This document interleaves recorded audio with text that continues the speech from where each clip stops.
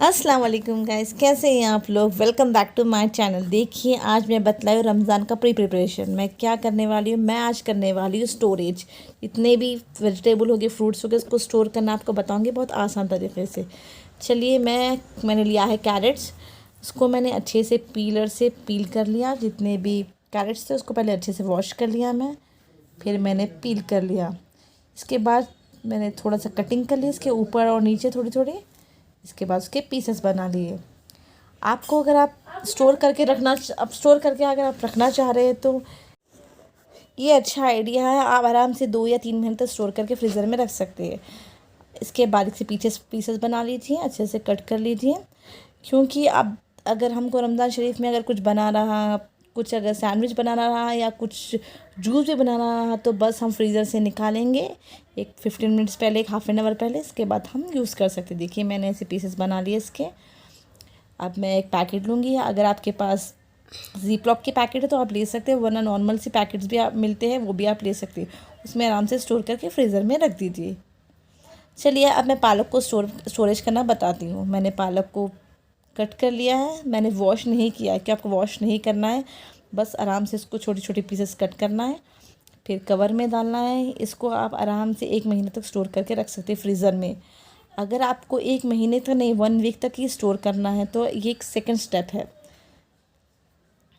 Second step ये है कि आप सेम कट कर लीजिए, एक न्यूज़पेपर या पेपर में रोल कर लीजिए। उसके बाद नॉर्मल से कवर में आप स्टोर करके 1 वीक तक रख सकते हैं।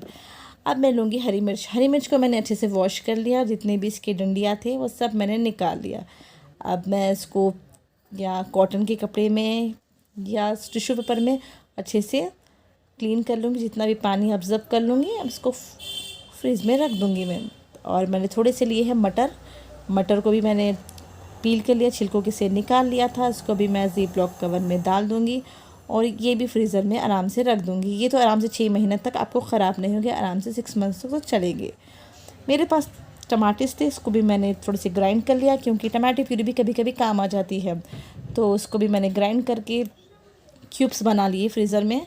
जब ये क्यूब्स बन जाएंगे तब मैं इसको निकाल के ज़िप्लॉक कवर में डाल के स्टोर कर दूँगी, ये भी 1 मंथ के लिए। क्योंकि रमज़ान शरीफ में कभी ग्राइंड करना कभी होता है कभी नहीं, तो अगर हम सब करके रख लेंगे तो ईज़िली आसानी से काम हमारा आसानी से हो जाएगा। देखिए मैंने क्यूब्स बना लिए थे, ज़िप्लॉक कवर में डाल दिया। अब इसको मैं स्टोरेज कर दूँगी, 1 से 2 महीने आराम से चल जाएगा, ये बिल्कुल ख़राब नहीं होगा। नींबू को भी आप सेम ऐसे ही कर सकते हैं। नींबू को भी मैंने रस निकाल लिया था, उसका भी मैंने क्यूब्स बना लिया। इसको भी मैं स्टोरेज कर दूँगी। अगर आप चाहें तो कुछ फ्रूट्स है आपके पास जो आप स्टोर करके रखना चाह रहे हैं, तो मेरे पास था स्ट्रॉबेरीज़, तो मैंने थोड़े स्ट्रॉबेरीज़ को मैंने भी स्टोर कर दिए रख दिया मैंने, चाहे कुछ मिल्क शेक कुछ बनाने के काम आ जाएगा। अब मैं बना रही हूँ ब्रेड क्रम्स। मैंने थोड़े से ब्रेड्स ले लिए। जो मेरे पास ब्रेड थे वो ऑलरेडी सूखे हुए थे। अगर आपके पास सूखे हुआ ब्रेड नहीं है तो मैं आगे बताती हूँ और क्या करना है। मैं तो सूखे हुए ब्रेड ले रही हूँ जो मेरे पास बहुत टाइम से रखे हुआ था फ्रिज में। इसको मैं अच्छे से ग्राइंड कर लूँगी। ये ग्राइंड हो जाएगा, फाइन पेस्ट पाउडर बना लीजिए।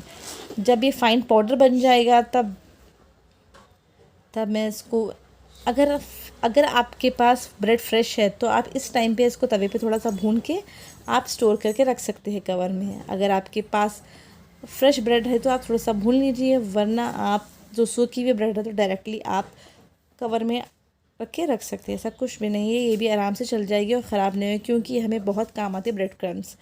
चनों को मैंने अच्छे से बॉईल कर लिया था। अब मैं इसको भी, बॉईल चने को भी मैं रख रही हूँ फ्रीज़र में क्योंकि कुछ कटलेट बनाने के लिए, कुछ बनाने के लिए काम आ जाएंगे। अब मैंने पुदीना लिया है। पुदीने को मैंने अच्छे से, जितने हरे पत्तियाँ थे वो सब मैंने निकाल लिया।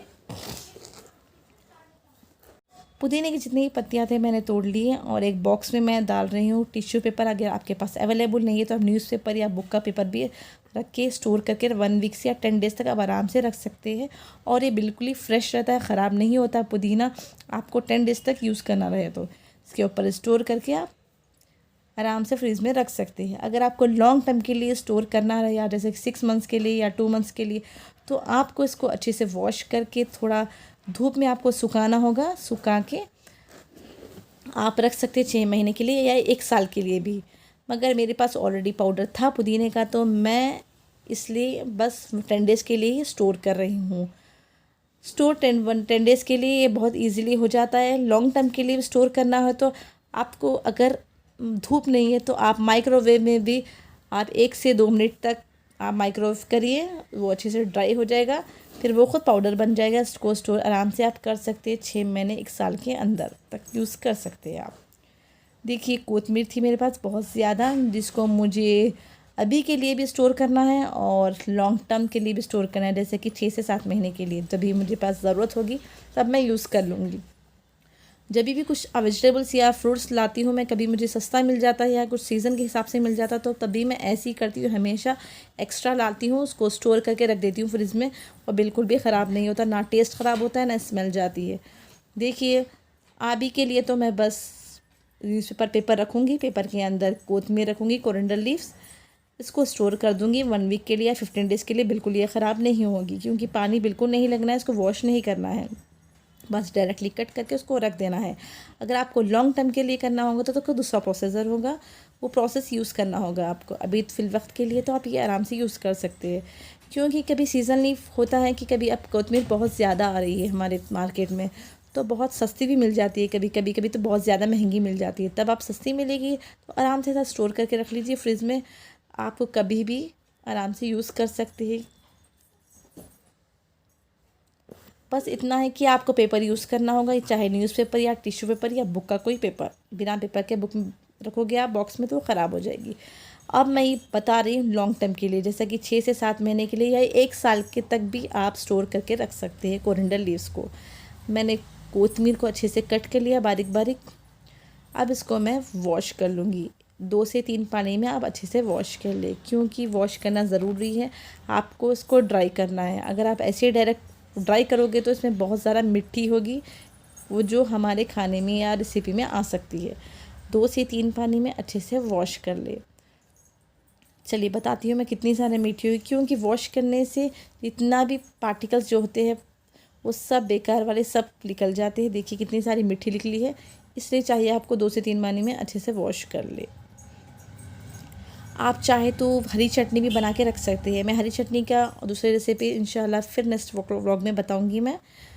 अभी तक तो मैं यही आज जो भी स्टोर करने वाली हूँ ये सब बता रही हूँ आपको। जो नए लोग हैं मेरे चैनल को सब्सक्राइब करिए और शेयर करिए, लाइक करिए, और दूसरे वीडियोस क्या है मुझे कमेंट्स करके बताइए, इंशाल्लाह मैं और व्लॉग्स में डालूँगी। देखिए मैं अच्छे से स्टेन कर लूँगी इसको स्टेनर में, क्योंकि आपको हाफ़ एन आवर तक इसको स्टेन करके रखना है। जितना भी पानी हमारा एक्स्ट्रा है वो सब निकल जाए। जब पानी अच्छे से निकलेगा तभी वो अच्छे से सूखेगी और जल्दी ड्राई होगी, वरना वो जल्दी से ख़राब हो सकती है।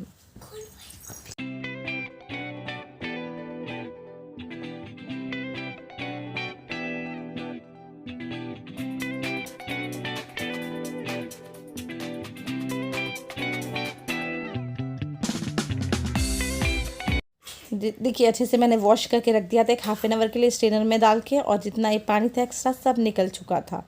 अब मैंने लिया है एक कॉटन का दुपट्टा, या अगर आपके पास है तो पेपर न्यूज़पेपर भी आप में डाल सकती है। मैं इसको रख दूँगी 1 से 2 घंटे के लिए फ़ैन के नीचे। अगर आपके पास धूप है तो आप धूप में आराम से रखिए, इसको ड्राई कर सकते हैं। अभी धूप नहीं है तो मैं क्या करने वाली हूँ, 1 आवर के बाद इसको माइक्रोवेव में 2 मिनट के लिए माइक्रोवेव करूँगी, वो अच्छे से ड्राई हो जाएगा। इसको स्टोर कर दूँगी मैं। अगर धूप में आप स्टोर करेंगे तो बहुत अच्छी बात है, अच्छे से आराम से सूख सकता है, मगर मेरे पास नहीं है तो मैं इसे ड्राई करने वाली हूँ माइक्रोवेव में। नेक्स्ट आपके पास टमाटोस अगर ज़्यादा है तो आप स्टोर करके रख सकते हैं आराम से, क्योंकि मेरे पास टमाटोस मैंने बहुत ज़्यादा लाया। थोड़ों को मैंने डायरेक्टली ग्राइंड किया, थोड़ों को मैं बॉईल करके ग्राइंड करूँगी, अच्छे से गला लूँगी इसको। जब ये अच्छे से मैश हो जाएगा तो इसका पील छिलके निकाल के ग्राइंडर में ग्राइंड करके फ्रीज़र में रख दूँगी मैं। ये भी आराम से अच्छे से चलेगा आपको 1 मंथ तक। चलिए फिर मिलते हैं नेक्स्ट व्लॉग में। दुआओं में याद रखिए। अल्लाह हाफिज़।